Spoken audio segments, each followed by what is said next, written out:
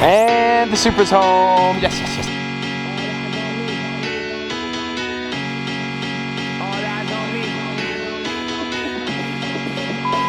Ladies and gentlemen, good morning, man. I missed you guys. Welcome back to the channel. Welcome back to the vlog. And of course, welcome back to another perfect day here in the beautiful state of Utah. Boys, the Supra is back.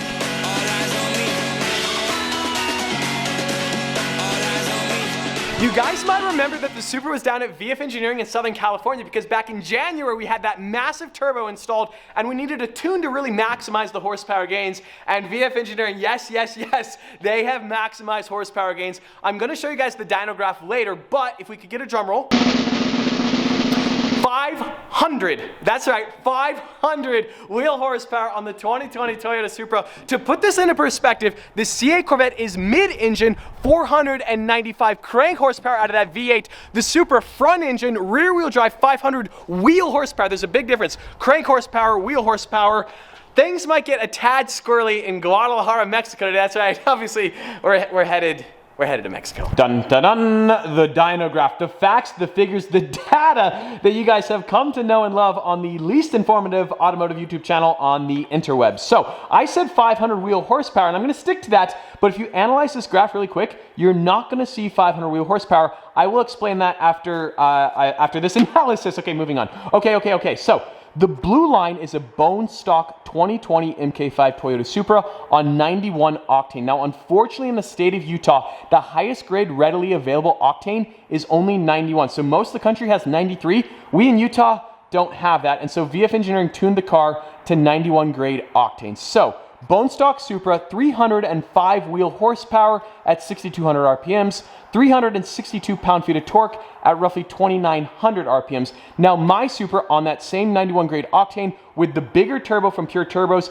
and the tune from VF Engineering, we are pushing 457 wheel horsepower at roughly 6,200 RPMs, 495 pound-feet of torque at roughly 3,800 RPMs. Now, I said 500 wheel horsepower. This is showing 457. Let me explain. Just like, give me a second. Let me explain. There's two main different kinds of dynos in the tuning industry. Mustang dyno, dyno jet. It's pretty much universally accepted by tuners that a dyno jet on average reads 10 to 15% higher wheel horsepower than a Mustang dyno. Now, the Supra was dynoed on a Mustang because it's too wide to fit on a dyno jet, Girth Nation, making you proud.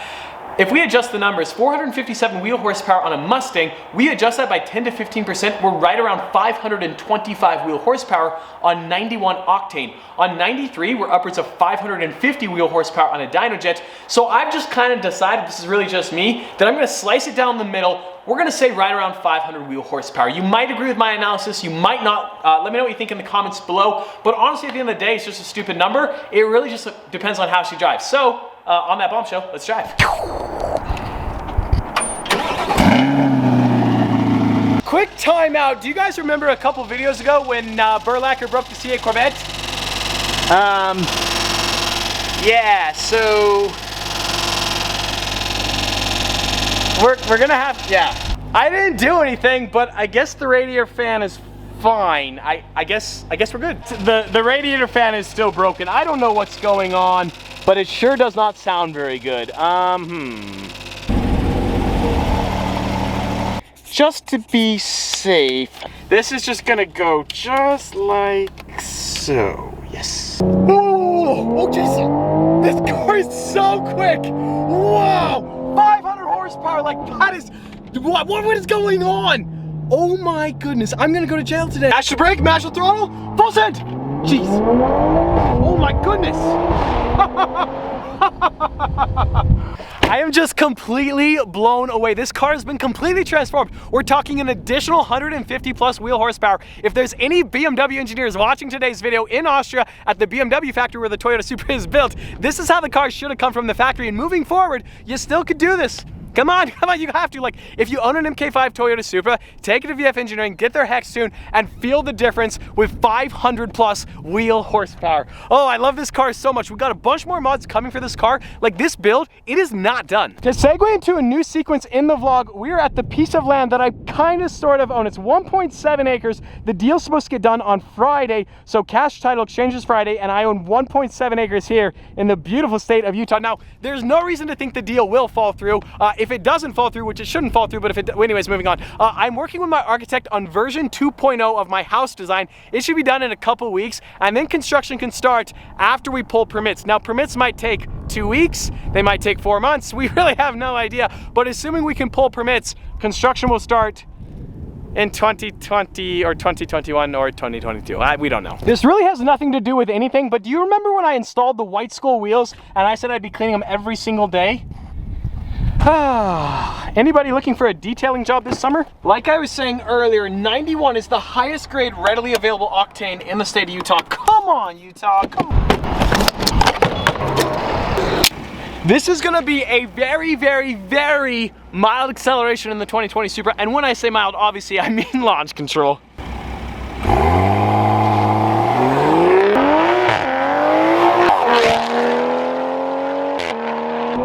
Jeez, wow, oh my goodness. The turbo lag is unbelievable. The power comes in all at the same time.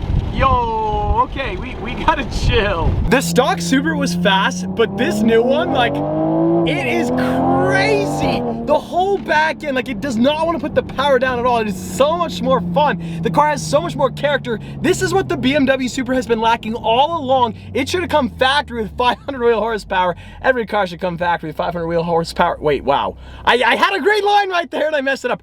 Every car from factory should come with 500 wheel horsepower. That's right, every single car. I said it. You don't want to accelerate in a corner in this car though. You'll lose the whole back end and rip off the wide body kit. So you wait for it to straighten out, wait for it, wait for it, wait for it, wait for it, and hit it. Jeez. Get white wheels, they said. It'd be fun, they said. Wait for it, wait for it, wait for it. That was easy. It's really no big deal. Okay, I didn't do a very good job. Don't look at the details.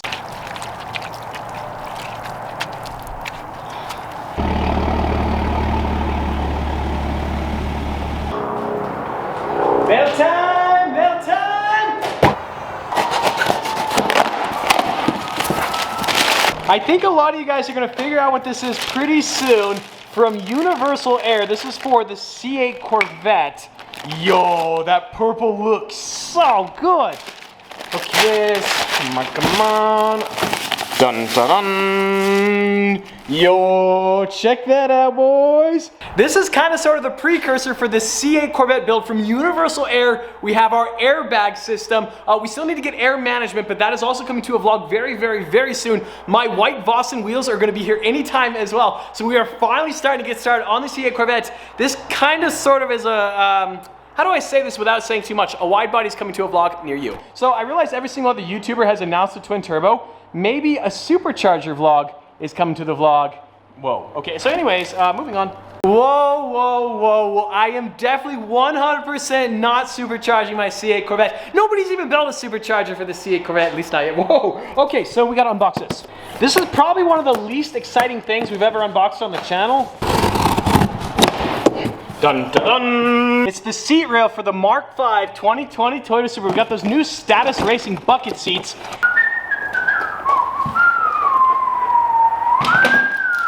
The seat rails are for the Status Racing seats. So the Supra is now finally home. We can finally get these amazing seats installed. When we're gonna do that, not today, maybe tomorrow, or maybe... These Status Racing seats are so sick. That purple Alcantara is gonna look amazing. You guys might remember that the Supra is a launch edition, so we have all that red leather interior, which is cool and all, but once we have purple seats, it's gonna look really weird. The red center console, the red leather on the steering wheel, as well as the driver door panel. So I'm gonna need to take the car to an upholstery shop sometime soon to match the purple on the seats to everything else. Yeah? Yeah.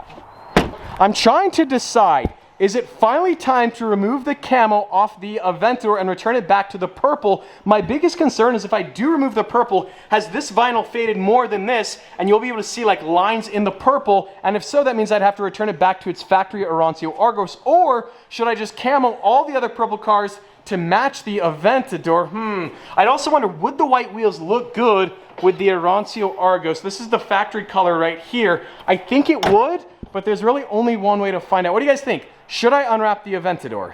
Coming to a vlog in the very, very, very near future, I'm going to be giving you the first major update on the Gladiator 6x6. Now, without saying too much, it's not going to still be done for 2 to 3 months, which means for the entirety of the summer, I'm not gonna have any off-roading vehicle, any vehicle I can take camping, and so I think I need to sell the Focus RS. I need to trade it in for like a Jeep or maybe a Ford Raptor or the new Land Rover Defender or a Ford Bronco. What do you guys think? Let me know in the comments below. It feels so good to have the Supra back. If there's any other videos you guys wanna see, I think C8 drag race against the Supra is definitely coming to a vlog near you, but if you have any other ideas, let me know in the comments below. That is going to effectively end today's video. As always, I hope you guys enjoyed it. If you did, like squad, be sure to smash that like button. But just like that, this vlog is over, and I'm out.